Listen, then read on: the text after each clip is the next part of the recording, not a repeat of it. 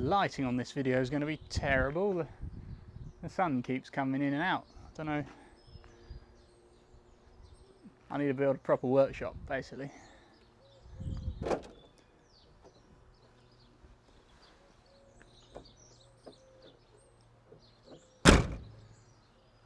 So in this video we're going to be adjusting the front brakes on the Morris Minor. Now some people get a bit scared of drum brakes, but they're not that scary, and especially now when you can take pictures of how they work. I'm not going to take it to bits, hopefully. This video we're just going to adjust the shoes out to get a better pedal, because I've been driving around and the pedal's been getting lower to the ground, and always best to check that you've got any material left on your shoes, and if you have, adjust them basically. So I'm going to have a bit of a move around, change some cars about, and we'll take the front wheel off. Welcome back to Badger Lodge Garage.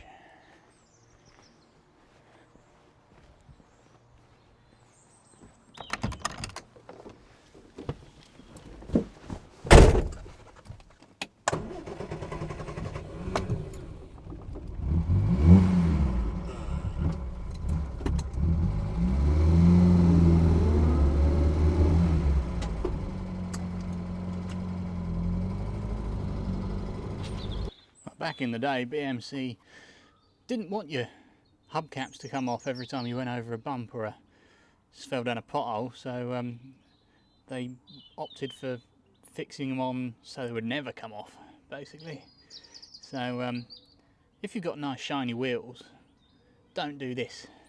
You might want to do a bit of leverage or get a nice bent bar or something to get these off, but in my case, where my wheels are ruined, we'll just get a screwdriver in there. There we go. And we're off.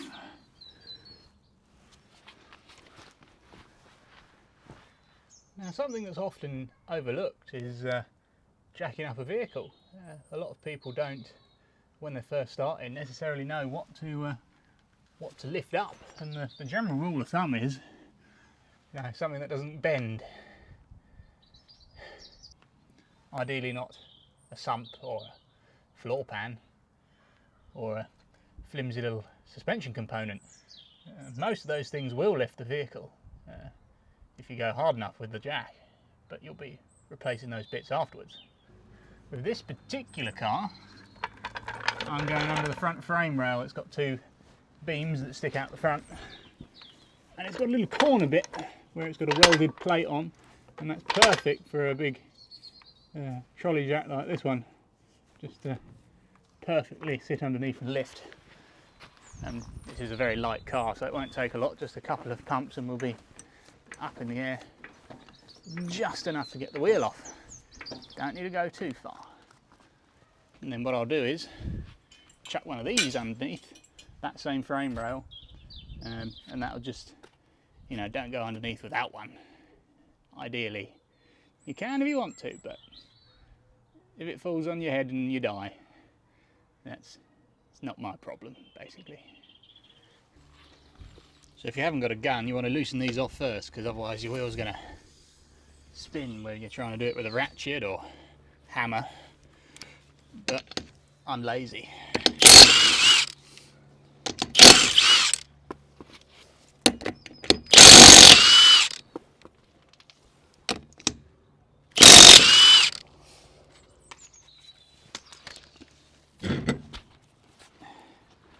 There we go. Now we can see the suspension setup on one of these, and that's miles out of adjustment, as you can probably tell.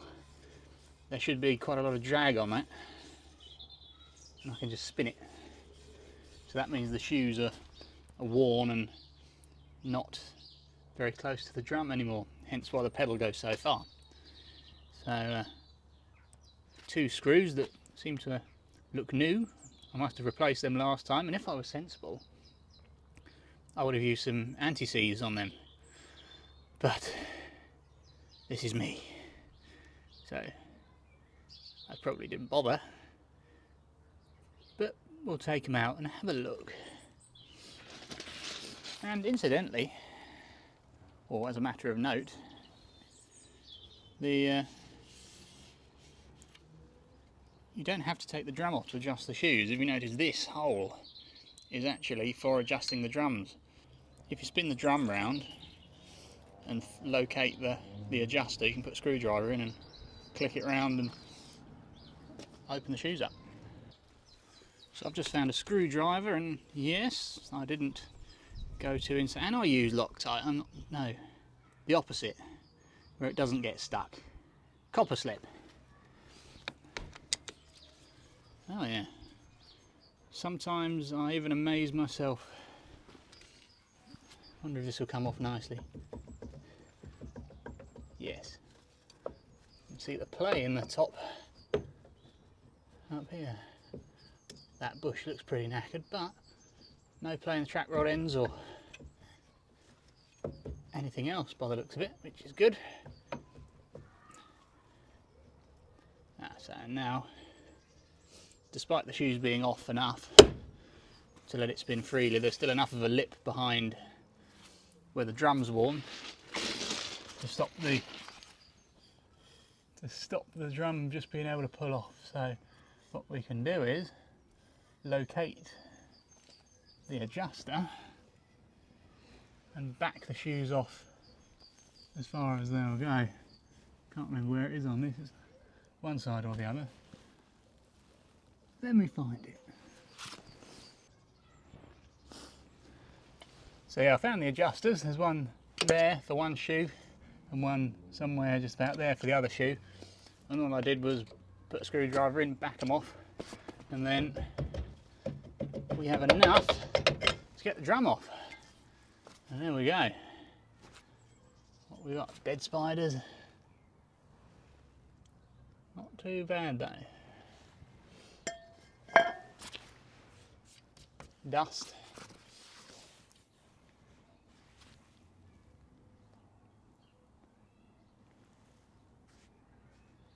Yeah. No explodey wheel cylinders though, which is nice. No, fair bit of brake dust, but that's to be expected because I drive it fairly hard, to be honest. Good.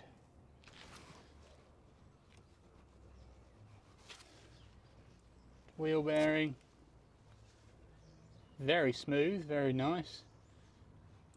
Could possibly tighten it up a little bit, but having said that, it's got zero play in any direction.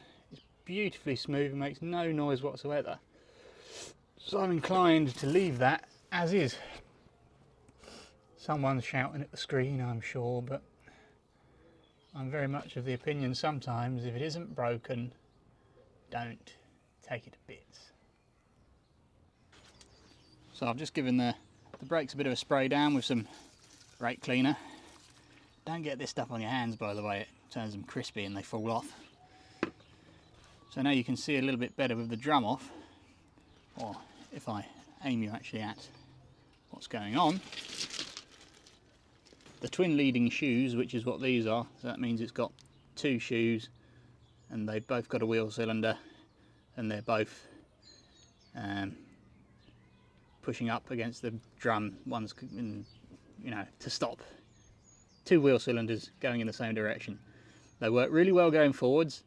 Problem is they don't work so well going backwards, but you don't go backwards that fast, do you? But anyway, with the drum off, you can see here's the adjusters that I was getting at through the holes. So that's, see the click round to move the back of the shoe in or out. So basically it doesn't have to travel as far to get to the drum. And there's one for each. And that's for this shoe and that's for this shoe. And as you can probably tell, there's loads of meat left on these shoes, which is nice. This is just brake cleaner, by the way. That's not, don't appear to have any leakage, which is nice. So I'm going to put the drum back on and adjust these back out so we get a nice, so that we've got just the right amount of free play, and hopefully the pedal will not travel so far. So there you go, put the drum back on, that just slid back on. So now I'll find the adjuster again and wind it out until I get a bit of drag. Where are you? There you are. I've already moved it out fairly far. So what you can do is you can take the drum on and off. I'm not going to do it again because I've got it to about right. Adjust the shoes out with the drum off and then get it so it's snug to push back on. Then you're not going to have too far and you're going to have to keep winding these. Where is it? Why can't I never find it? I could get up and get a torch, but that's a long way.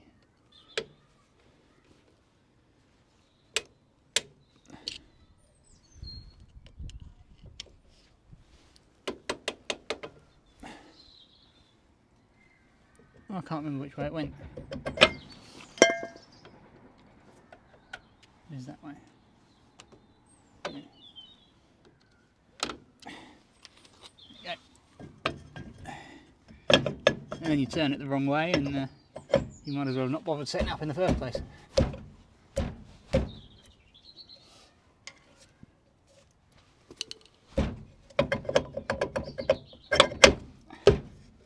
Oh, and we lost the hold.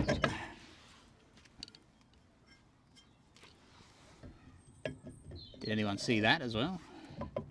Then you put the drum back on. Make sure you line the holes up for the screws.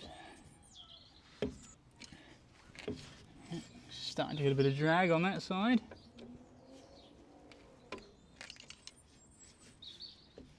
A bit more.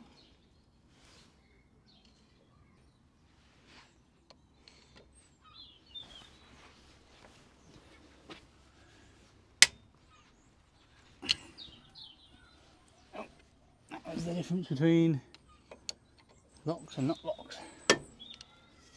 Possibly slightly too tight.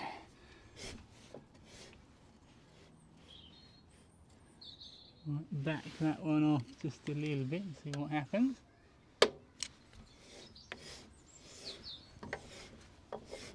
Yeah, there we go.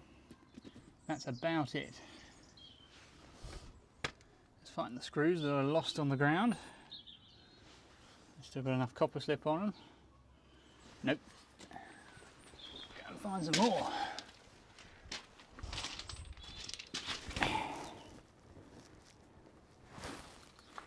This is just exactly what it sounds like. It's just grease with tiny little copper flakes in it, and it just stops things seizing.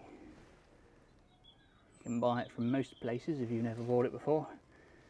Anywhere that does car stuff will sell copper grease, copper slip, anti-seize. Don't need to make a mess with it, just, you know, get a bit in there. And don't get any on the brakes either, because you need them to stop. You know, I know people say it stops a squeak, but I'd rather squeak than crash and burn. At this point, it's now sensible to grease the suspension, because these have got lots of grease points for the trunnion and the kingpin. And if you don't grease them, interestingly enough, the suspension will collapse. So while the wheel's off, it's a good time to do that. Because I'm lazy and the grease gun is a really long way away, I'm not going to. But don't be like me. Grease your suspension, because otherwise it will collapse.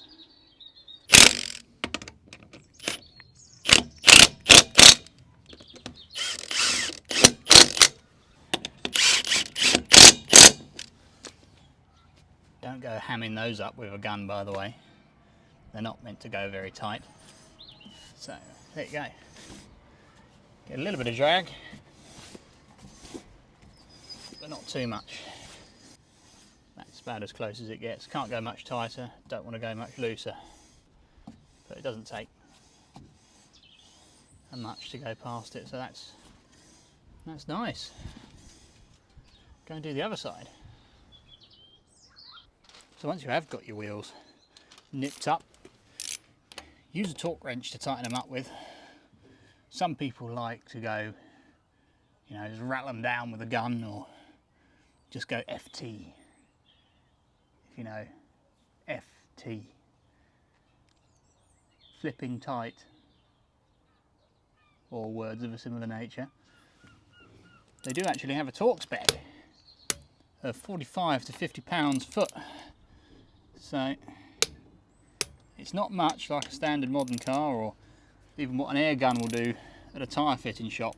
So chances are they'll always be over torqued if you get a tyre done somewhere. Now you see how much I'm still having to turn it. I didn't go over the top with the electric gun.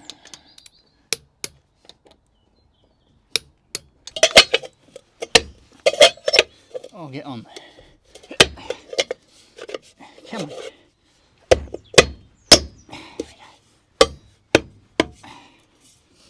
Never to come off again.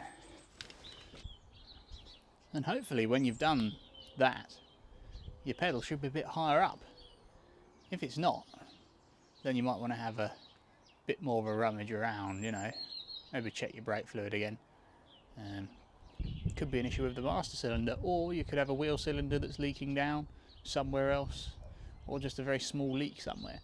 And what you don't want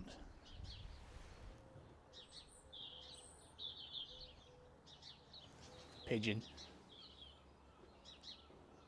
Honestly, the wildlife around here is feral.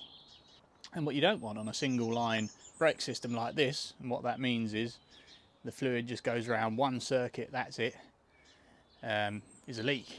Because if you get a hole in one part of that system, all the brake fluid will just shoot out of that and you'll lose your ability to stop.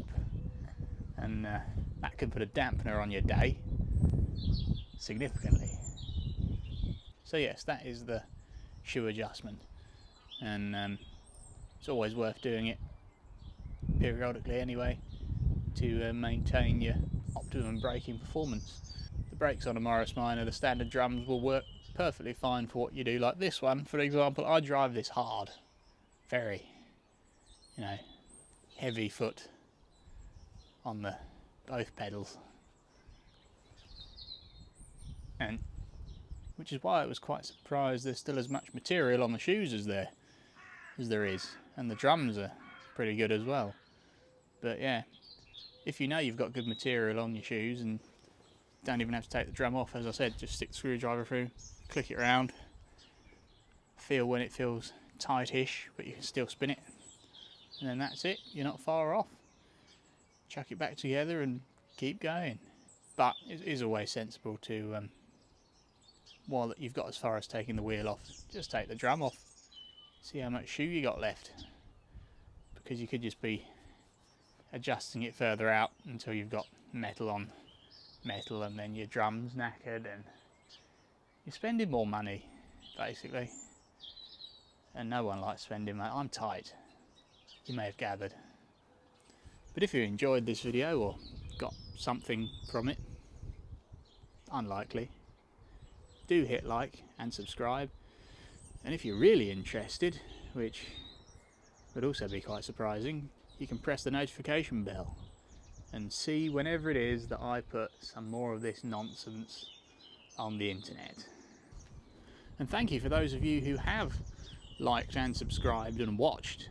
There are significantly more of you than I ever anticipated watching this nonsense. So thank you, and I will see you in a future video.